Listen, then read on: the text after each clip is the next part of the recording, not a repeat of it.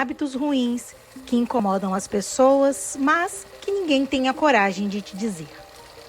Você pode estar fazendo um deles, ou talvez conhece alguém que aos poucos se tornou insuportável de ficar perto, por conta de alguns comportamentos. Elas não são idosas, também não são exatamente amargas, mas de algum modo ninguém aguenta permanecer muito tempo por perto. O que acontece não é um rompimento brusco, é um afastamento gradual e silencioso.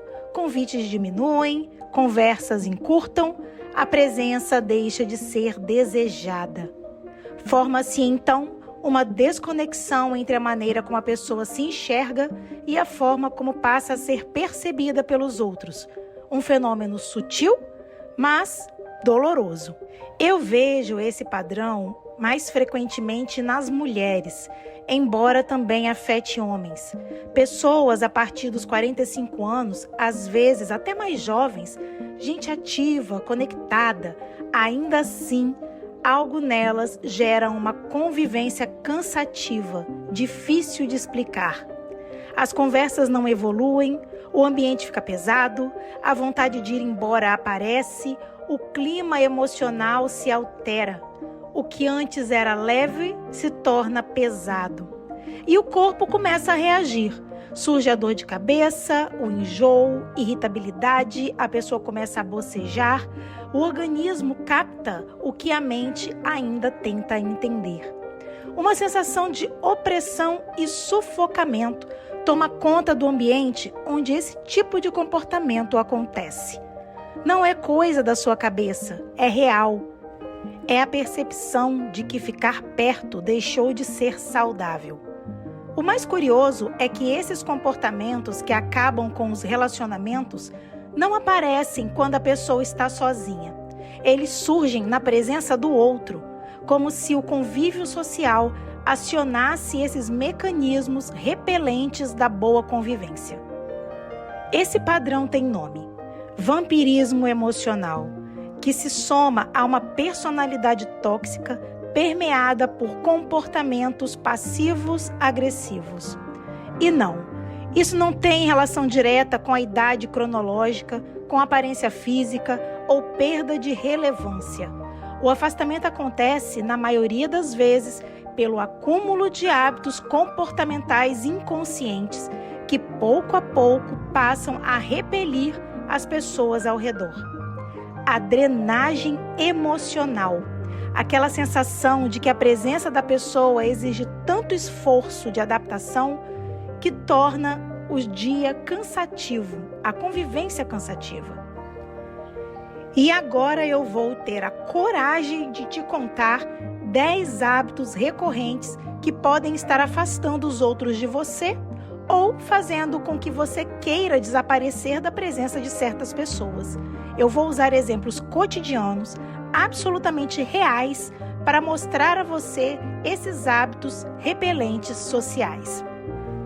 Deixa eu me apresentar para quem ainda não me conhece. Eu sou a Fernanda, sua jornalista investigativa favorita dos assuntos da mente e do espírito.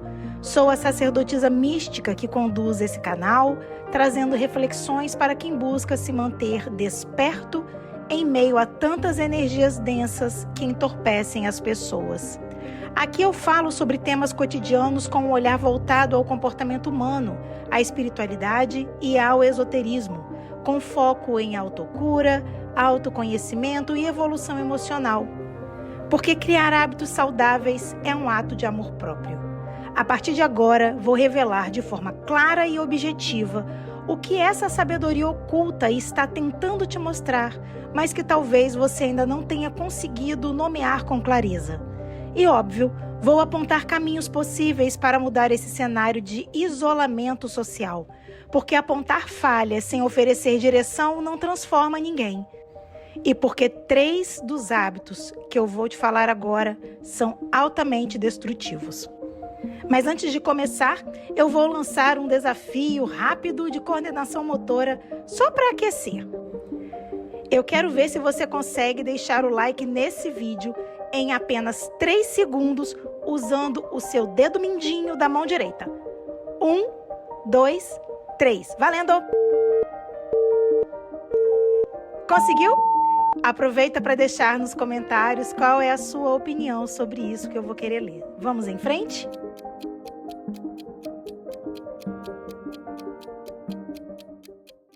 O primeiro hábito é reclamar constantemente do corpo, das dores, das doenças. Um exemplo é aquela pessoa que toda conversa começa ou termina com exames, dores nas costas, joelho que nunca mais foi o mesmo, ou médicos que não resolvem nada. Mesmo em encontros leves, o tema surge como um repertório automático. Você conhece alguém que faz isso? Você faz isso? Pessoas que demandam muito de médico ou quando vão envelhecendo, é natural irem mais a hospitais, a clínicas. O problema surge quando doenças, exames, remédios passam a ser o único assunto. Por trás disso existe uma busca inconsciente por amparo. Estar mal garante que amigos e familiares estejam sempre por perto, oferecendo suporte que a pessoa teme perder se falar que está saudável. O efeito, porém, é o oposto, gente. A pessoa passa a ser vista como frágil, limitada, a doente do grupo. E pouco a pouco deixa de ser convidada por medo de que passe mal, que não acompanhe ou que precise de uma atenção extra. Uma possível solução para quem reclama é a pessoa não fazer disso a sua identidade. A saúde pode ser, sim, o tema de uma conversa, mas não nortear o encontro inteiro. A pessoa também pode fazer uma atividade física regular, musculação, exercício em casa com acompanhamento, tai chi, pilates, umas caminhadas leves. Desenvolve a autonomia do corpo. Contato com a natureza, meditação ajudam a reduzir a necessidade de verbalizar o sofrimento. Autoconhecimento, acompanhamento médico, terapêutico e holístico são fundamentais para sair desse papel de sofredor. E quem convive faz o quê? Quem convive tem que ter uma atitude positiva. Escute sem reforçar o padrão. Mude o foco da conversa com gentileza. E se o comportamento persiste e drena a sua energia, afaste-se, porque isso também é autocuidado. O comportamento de número 2 é aquele que transforma qualquer conversa em crítica. O restaurante é ruim, o atendimento piorou, o filme não presta, antigamente era melhor. A pessoa reclama de tudo ou faz observações que constrangem quem está junto. O passeio perde a leveza. Com o tempo, o cérebro vai ganhando um viés de negatividade. Criticar passa a ser a única forma de controle emocional. O problema é que para algumas pessoas nada é bom o suficiente. Estar com esse tipo de gente cansa, impede que os outros aproveitem o momento e cria um clima de tensão. Aos poucos, todos começam a pisar em ovos com medo da próxima crítica, que quase sempre vem disfarçada de opinião sincera. Muitas vezes carrega desdém, inveja ou frustração acumulada. É claro que lugares mudam, serviços podem piorar, mas quando tudo é sempre ruim, ninguém aguenta ficar perto. A solução para quem faz esse tipo de reclamação é treinar a gratidão ativa, é desenvolver um olhar mais caridoso e compreensivo, reduzir o consumo de notícias ruins, praticar o silêncio consciente e aprender a reconhecer o que é bom e não apenas o que falha, o que está errado. A psicoterapia ajuda a ressignificar perdas e a diminuir a necessidade de descarregar essa insatisfação nos outros. Quem convive com pessoas assim precisa não entrar no jogo da crítica, preservar a leveza emocional e, se necessário, limitar a convivência para autoproteção. O terceiro comportamento é aquele saudosismo sem fim. A mesma história do passado é contada repetidas vezes, sempre com os mesmos detalhes, as mesmas emoções, o mesmo desfecho. O episódio surge como se fosse novo, mesmo que todos ao redor já tenham conhecido aquilo de cor e salteado. A pessoa vive mais no como era do que no como está. O saudosismo excessivo está ligado à fixação em memórias autobiográficas. Quando a identidade se cristaliza em um período específico da vida, o cérebro passa a usar aquilo como âncora emocional. Isso acontece porque aquele era o lugar seguro daquela pessoa. O que já foi vivido é conhecido, é controlável, é menos ameaçador do que o presente, do que o futuro.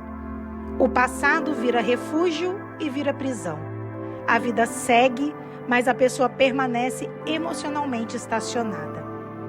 Uma possível solução para quem manifesta esse comportamento é criar novas experiências, é destravar a identidade, aprender algo novo, mudar rotinas, estimular o cérebro com desafios inéditos ajuda a construir memórias atuais e devolver a vitalidade psíquica. Uma prática simbólica poderosa é escrever o passado em um caderno. Tudo que precisa ser honrado, compreendido ou encerrado. Em seguida, arranque essas folhas e queime. O fogo sagrado atua como um ritual de fechamento de ciclos, sinalizando ao inconsciente que aquele capítulo já cumpriu sua função, que é hora de seguir em frente. E para você que convive com pessoas assim, ou se você conhece alguém assim, a atitude positiva é ouvir uma vez, não alimentar esse looping emocional, evitar reforçar a repetição com perguntas ou comentários que puxem a pessoa de volta para essa conversa. Preservar o presente também é um ato de autocuidado. E o quarto comportamento é criticar os outros o tempo todo. Esse é o primeiro dos 3 piores.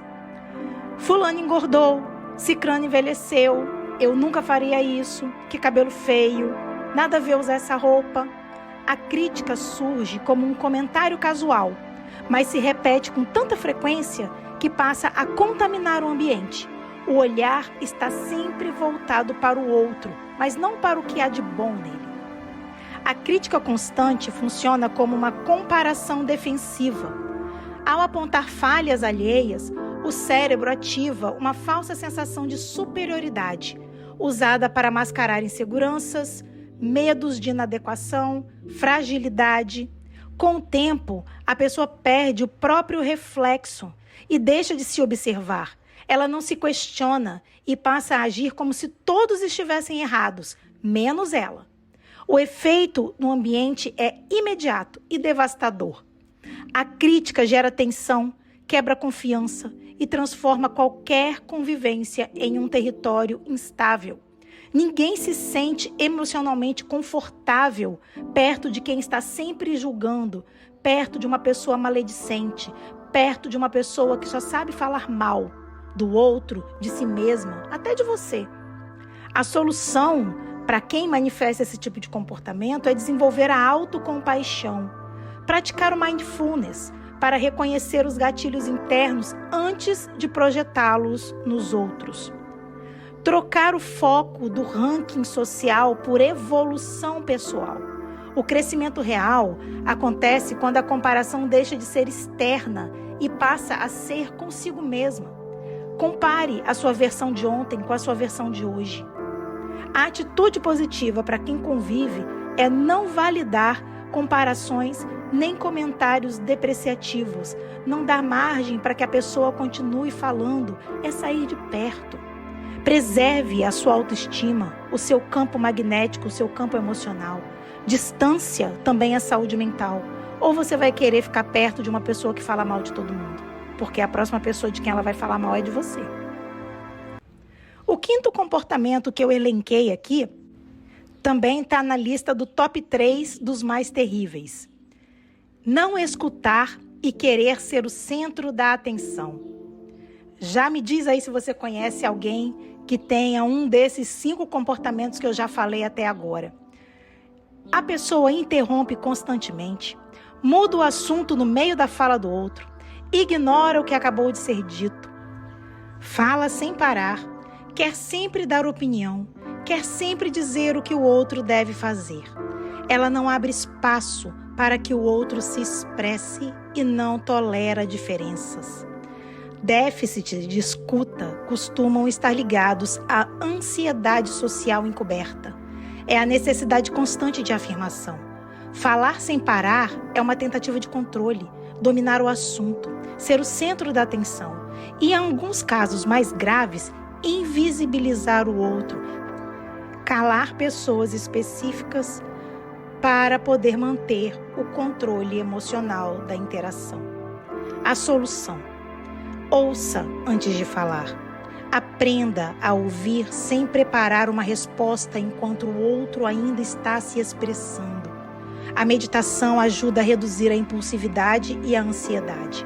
No meu outro canal, o Sagrada Harmonia, você encontra orações e meditações com acesso gratuito, desenvolvidas por mim para apoiar esse processo de autocentramento e equilíbrio emocional. E quem convive faz o quê? A primeira coisa é reduzir a expectativa de uma troca real. Encurte as conversas, fale somente o necessário. Se você precisar, interrompa com firmeza e sem sentimento de culpa e diga: fulana, deixa a pessoa falar. E diante de um desgaste contínuo, afaste-se. Isso é autocuidado. O sexto comportamento que eu também vejo demais é reclamar dos mais novos. Essa geração não presta, no meu tempo era diferente, essa meninada não quer nada com nada. A pessoa acusa os mais jovens de má conduta profissional, excesso de sensibilidade, falta de responsabilidade, desqualifica diagnósticos como TDAH, ansiedade, dizendo que isso é frescura. Costumam repetir frases como: são assim porque não têm boletos para pagar, ou nunca passaram por uma dificuldade de verdade. O motivo disso é que, quando não há atualização mental, a idade tende a vir acompanhada de rigidez cognitiva. O cérebro passa a interpretar o diferente como ameaça, não como adaptação. Em vez de reconhecer mudanças sociais, evolução tecnológica, diferenças emocionais, a pessoa cristaliza a própria experiência como um medidor universal. E todo mundo tem que ser como ela é ou como ela foi. Qualquer coisa diferente daquilo não presta. A solução é praticar a curiosidade ativa. É ler mais, se informar mais. Cada geração chega ao mundo questionando estruturas, propondo ajustes e respondendo a desafios que antes não existiam. Jovens, adolescentes, crianças, você, vivemos hoje experiências e desafios muito diferentes dos nossos antepassados. A inexperiência é parte natural do desenvolvimento humano, não é um defeito moral. A atitude que a gente tem que ter frente a esse tipo de comportamento é não entrar em disputas sobre as gerações, é preservar a nossa paz, guardar a nossa saliva mesmo, sabe? Parar de ficar falando, batendo boca. Nem toda conversa precisa ser um debate. Eu vou repetir, nem toda conversa precisa ser um debate, ok? E o que você está achando disso até agora? Você já deixou o seu like com seu dedinho mindinho? Lá no começo eu falei para deixar o like. Você conseguiu fazer? E agora? O que você está achando disso? Já conviveu com alguém assim? Vamos em frente para os 3 últimos comportamentos e tem um ali que é... Nossa, vou te contar, hein? Ó vida, ó azar, tudo é pesado. Esse 7º comportamento, a pessoa torna tudo difícil, tudo é injusto. A culpa é do chefe perseguidor, da falta de sorte, da vida que nunca ajuda. A pessoa se define como uma alma torturada, alguém que nasceu para sofrer. É aquela pessoa que escorre no azulejo, sabe? É a pessoa que sofre, é a sofredora. décadas depois de um término, de uma perda ou de um fracasso profissional, ainda organiza as decisões, os discursos e as relações em torno desse evento. Recusa mudanças, oportunidades, não se abre a novos caminhos, justamente para preservar a imagem de alguém que foi destruído pela vida. A pessoa passa a se definir pelo sofrimento, enxergando o mundo como injusto. Os traumas viram parte central da identidade dessas pessoas. Mesmo quando a dor já poderia ter sido superada, ela permanece, porque mudar ameaça quem a pessoa acredita ser. O sofrimento, embora negativo, se torna familiar, é um lugar seguro. Por isso, muitas vezes, o medo não é da dor, mas de viver sem ela. A solução envolve terapia para reconstruir essa narrativa pessoal, atividade física para regular as emoções e buscar apoio profissional na saúde mental para poder romper esse ciclo. E para quem convive com esse comportamento, é importante praticar empatia sem se anular. Não é obrigação ouvir reclamações intermináveis. Encerrar conversas repetitivas com educação também é autocuidado. Quando o afastamento físico não é possível, vale manter uma distância emocional consciente, criando limites internos para não absorver esse sofrimento do outro. Cuidar de si é parte da sua maturidade emocional. 9. Pessoa resistente a qualquer mudança. Quer um exemplo? Isso não vai funcionar. Sempre foi assim. Você dá 10 soluções e a pessoa arruma outros 1000 problemas. A resistência a qualquer mudança, especialmente quando ligada à identidade de sofrimento, ocorre porque essa pessoa percebe a melhora não como um benefício, mas como uma ameaça. Ela tem medo do desconhecido. A pessoa pode obter benefícios inconscientes ao manter o problema, o que gera uma barreira emocional contra a cura. Ela acha que se for resistente à mudança, será poupada de cobranças sociais, profissionais ou familiares. Não posso fazer isso porque eu estou sofrendo. Não posso ver como compra online porque eu não sei mexer no celular. Aceitar mudanças exige construir uma nova forma de viver, o que causa medo do desconhecido. E tem muita gente que não enxerga que precisa mudar mesmo.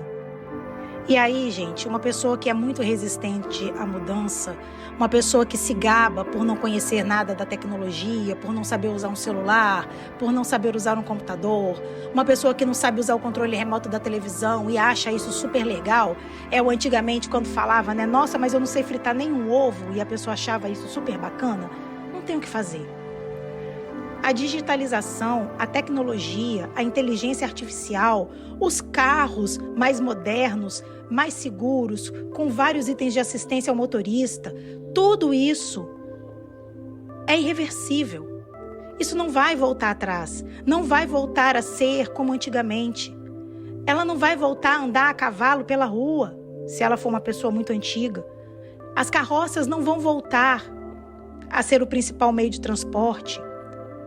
A digitalização, os celulares vão estar cada vez mais modernos. Tem gente que se apavora só porque acontece uma atualização do sistema no celular.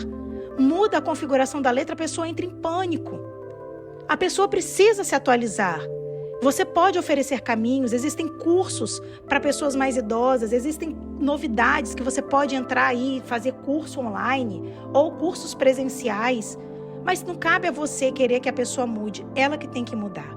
Quanto a isso, uma pessoa que é estagnada no tempo, não tem nada que você possa fazer. A única coisa que você vai fazer é ficar com mais raiva e se frustrar. Chegamos ao 10º comportamento, que é um dos 3 mais destrutivos. Desrespeito. Tudo vira uma piada ácida, comentários carregados de deboche, ironia, falas duras, xingamentos, pessoas que machucam os outros. É aquela música do Legião Urbana, tem gente que machuca os outros, tem gente que não sabe amar. É um humor que nunca acolhe, apenas expõe, ridiculariza ou diminui. A ironia é uma forma de evitar a vulnerabilidade, a intimidade real, a autorresponsabilidade. A pessoa se percebe como boa e justa, mas acredita que os outros não enxergam isso. No fundo, tudo que elas fazem é atacar o mundo ao redor. Com o tempo, a pessoa desrespeita o limite dos outros, tanto os simbólicos quanto os emocionais, invalida conquistas, alegrias e vitórias alheias, alterna momentos de falsa cordialidade com ataques súbitos, confundindo quem convive com elas. Usa a ironia como forma de controle, desqualificação e gaslighting. Racionaliza atitudes cruéis como vingança, justiça ou que a pessoa merecia aquilo. Pratica o silêncio punitivo e não aceita ser corrigida. É capaz até de dizer que você não tem moral para corrigir essa pessoa. Em muitos casos, não se trata apenas de narcisismo. A crueldade emocional é real. Vínculos disfuncionais profundos e padrões difíceis de romper, embora não impossíveis. Mesmo quando verbaliza desejo de mudança, esse tipo de pessoa frequentemente sabota tratamentos, diálogos, oportunidades, mantendo essa estrutura destrutiva que conhece. O efeito no ambiente é devastador. Desgaste constante, briga, insegurança emocional, esgotamento psíquico, violência física, violência verbal. Mudanças são raras. Estruturas como o transtorno da personalidade narcisista não têm cura no sentido médico, pois envolvem padrões rígidos de funcionamento psíquico. Muitas dessas pessoas não buscam ajuda porque elas não reconhecem o próprio comportamento como um problema. A culpa e a responsabilidade é sempre do outro, o outro que provoca. Intervenções com terapia, meditação, trabalho de autopercepção só produzem efeito quando há reconhecimento real do compromisso com a sua cura, com a mudança. Sem isso, qualquer tratamento é apenas de aparência, não de transformação. Para quem convive com esse tipo de pessoa, eu sinto muito que você passe por isso. Eu já passei muito por isso. Muito. É preciso estabelecer limites claros e firmes. Eu demorei, mas eu consegui. Não normalize o desrespeito disfarçado de piada. Dê um basta. Se houver desgaste contínuo, confusão emocional, violação de limites, afastar-se é autopreservação, é segurança, não é fraqueza. Não tem como conviver com pessoas desrespeitosas, afrontosas, que sobrecarregam o outro de culpa. Não tem como. O que você precisa fazer é se afastar, de verdade.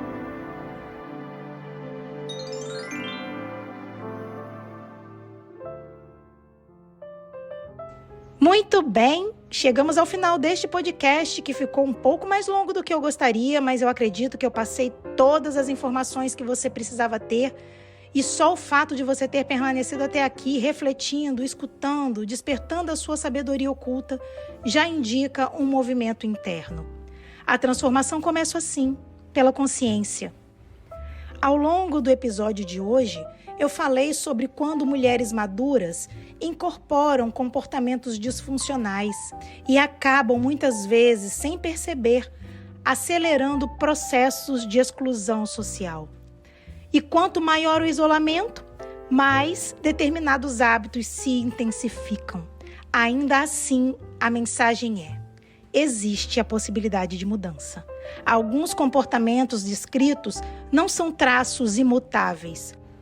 São respostas emocionais moldadas ao longo da vida e, por isso, podem ser transformadas com ganho de consciência.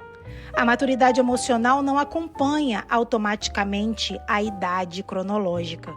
Sem lucidez, padrões se cristalizam, relações adoecem e o isolamento cresce. Cuidar de si, revisar comportamentos e, quando necessário, se afastar para se proteger não é egoísmo, é saúde. E agora eu quero saber de você. Escreva nos comentários a sua percepção sobre tudo isso. Eu vou adorar ler. E claro, curta esse conteúdo se você acredita no poder da transformação interior.